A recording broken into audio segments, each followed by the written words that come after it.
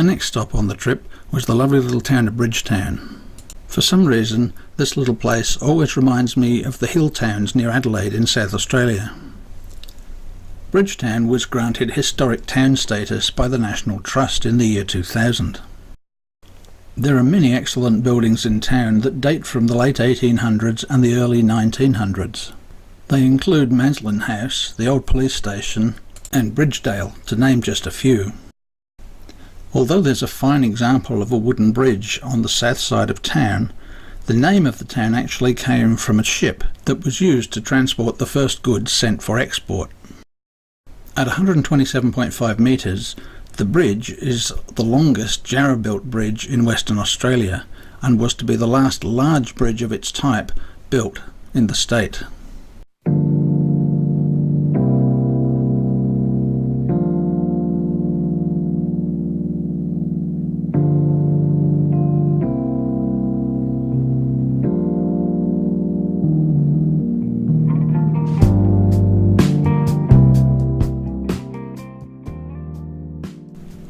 It was a good opportunity while we were in town to stock up on some of our essential supplies.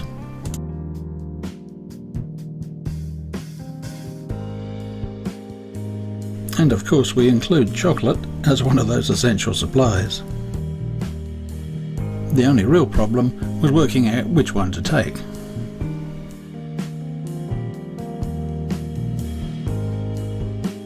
Having made the most important selection, it was then time to concentrate on more mundane things.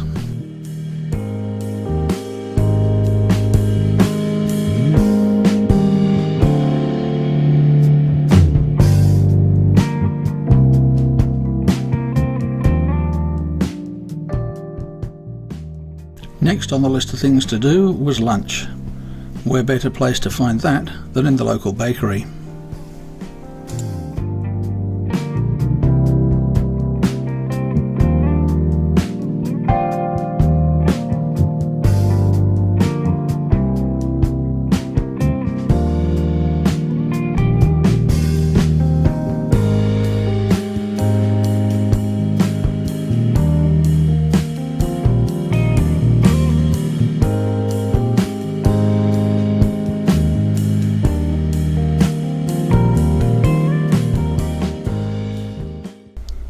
And we certainly weren't the only ones looking for a midday snack.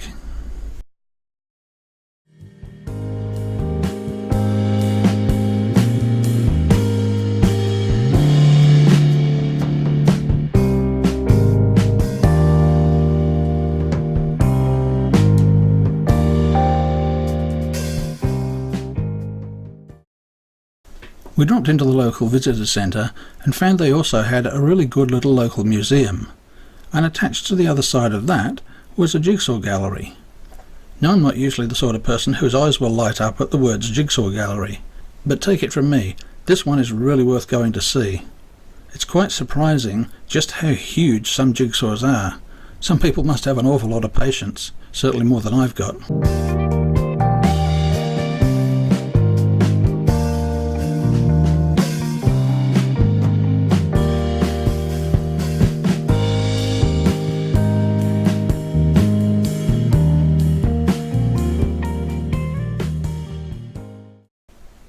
I've certainly never seen anything quite like these jigsaws before, but along with all the massive ones that have 5,000 or 8,000 pieces, in this collection there's also the world's smallest jigsaw.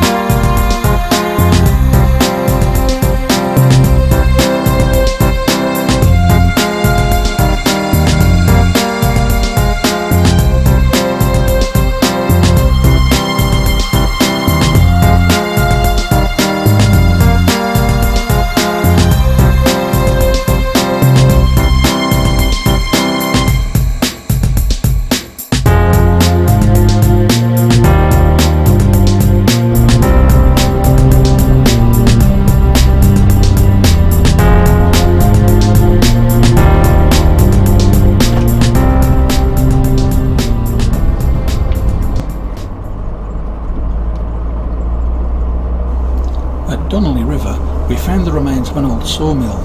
At the end of its working life, it became a museum for a while, but sadly the structure became dangerous, and it's all fenced off today.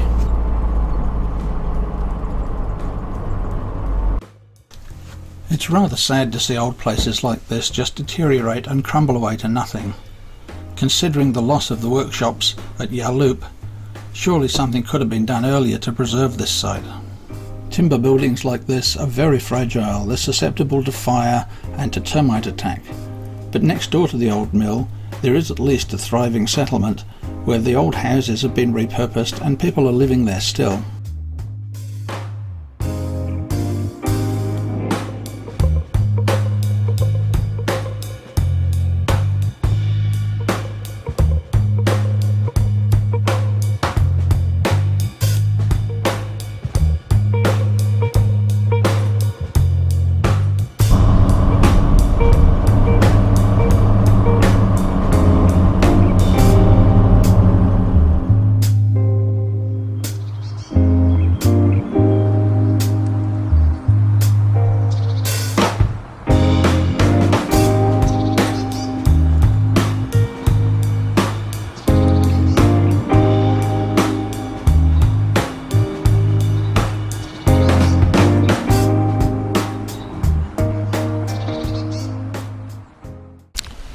This is Green's Island campsite. It's accessed from Donnelly Drive and Green's Track off Graphite Road. That's north-west of Dingup. It's one of the little deeper sites. There's quite a number of different sites here. All sorts of shapes and sizes to accommodate most sorts of vehicles. This one's particularly interesting. There's a very pleasant little seating and campfire area right at the back of the site.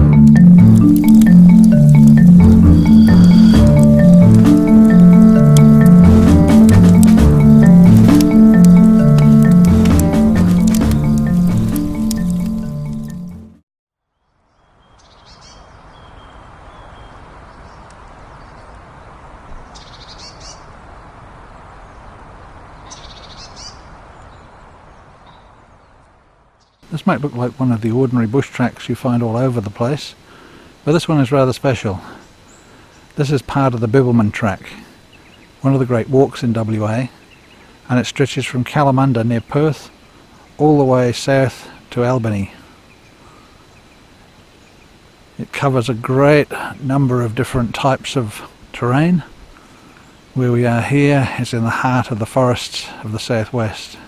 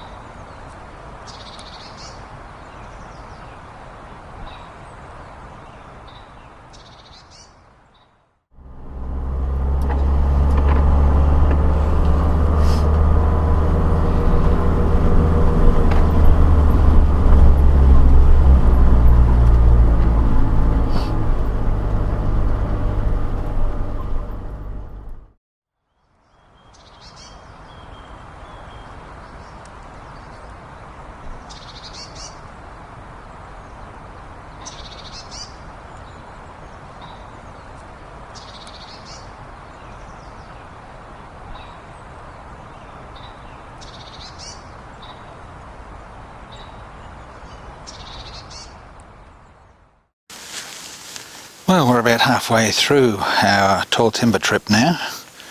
So I'll just do a quick piece to camera just to explain a few things about what we do and why we travel the way we do. We run Western Australia Now and Then, for those who are not familiar with the site, wanowandthen.com.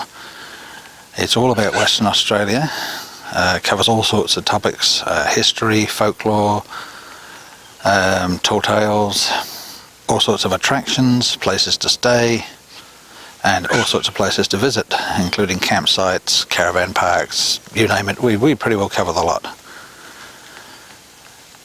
We travel in an old 1988 Toyota Coaster, which has been turned into a motorhome. We've had, anybody who's been following us for a while will know we've had more than our fair share of problems with it. At the moment we're at a little place called Dingup, which is near Manjimup. We've just stopped here for the night. Not really an authorised campsite, but it doesn't say you can't camp. We just come up onto a flat area behind the hall. A nice quiet little spot. Very little traffic past here. There's a road over the back and you have to come into the hall road deliberately, so there's no passing traffic. So it's a really good little spot to spend the night. I'll go through and give you a little look round at the coaster during this trip to show you the sort of gear we use and what sort of conditions we live in while we travel. It's pretty good actually. The coaster's been done up very nicely. Trailer on the back carries our generator, chairs, tables and all sorts of other gear that we cart around. The weather on this trip hasn't been exactly kind to us so far, as you can probably tell from the grey sky behind me. It's been a bit drizzly and raining a bit. Also cold. One of the worst things for travelling is either being too cold or too hot. Probably cold is slightly preferable to hot, because at least we can rug up, put a hot water bottle in the bed at night, and we can survive it that way. We've still got a lot of places we want to go and see on this trip. It will depend a great deal on the weather, how many places we get to. We've got about 3 weeks in total to get around to the areas we want to see. Some of them include Boyup Brook. We hope to maybe get down as far as Mount Barker. We'll just see how we go. But for now, let's just have a look at the trailer and some of the gear we cart around in that. Give you some idea of the bits and bobs we carry on these trips. Depends where we go, what we carry. Of course, if we're going fishing, we don't carry the same gear that we take on these stop-start trips. So let's have a quick look at the trailer now, give you an idea what's carried in there. The trailer's actually looking a little bit empty at the moment. We usually carry 2 electric bikes with us on these trips. This time we've only got 1. So we've got a little bit more space in the back than we usually have. A couple of nice big barn doors on here that swing right around if we need them to. Inside, chairs,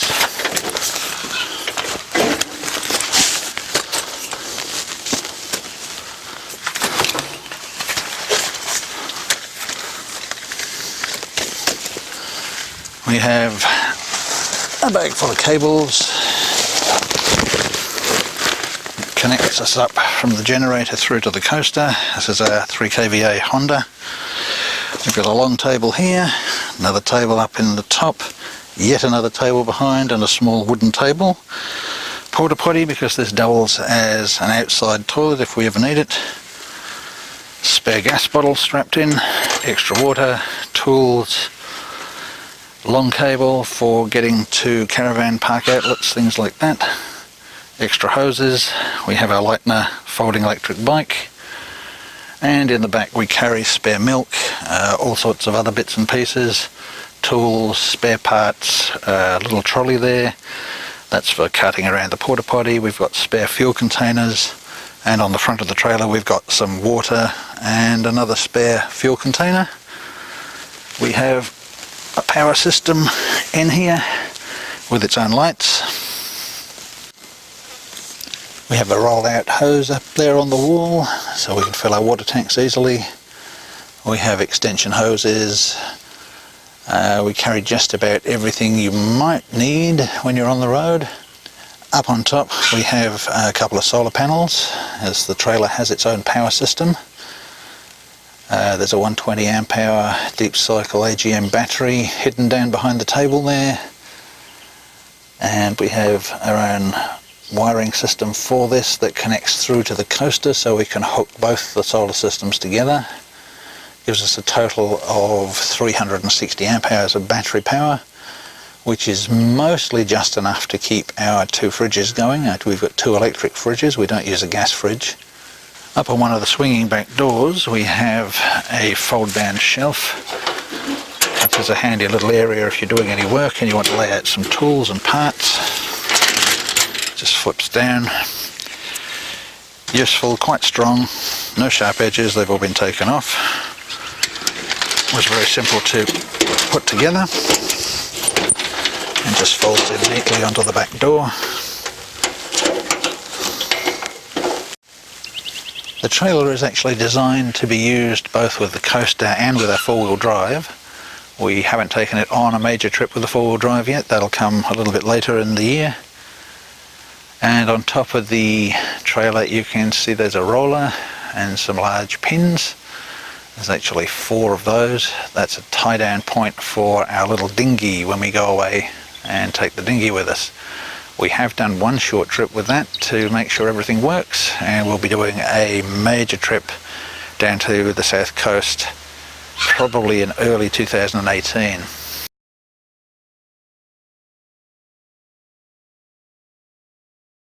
Up on the front corner of the trailer we've got a couple of power connection points.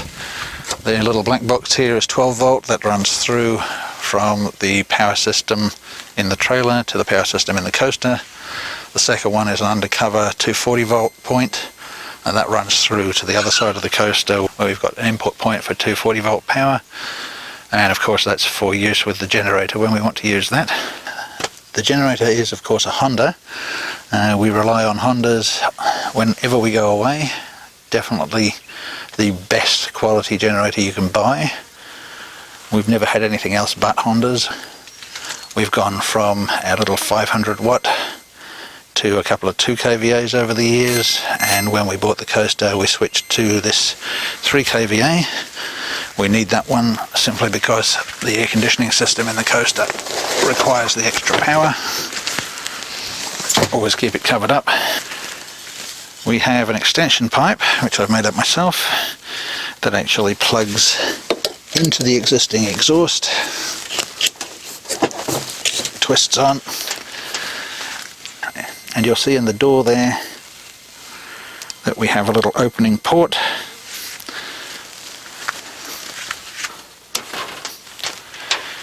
When that swings around,